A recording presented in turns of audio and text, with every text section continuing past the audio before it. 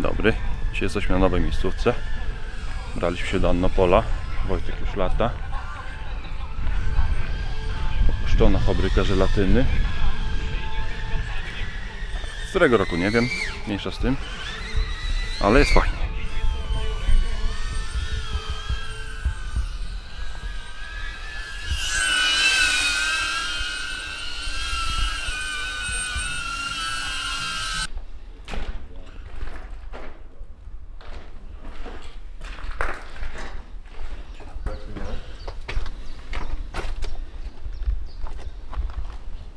Dobry pomysł, awata ratunkowa.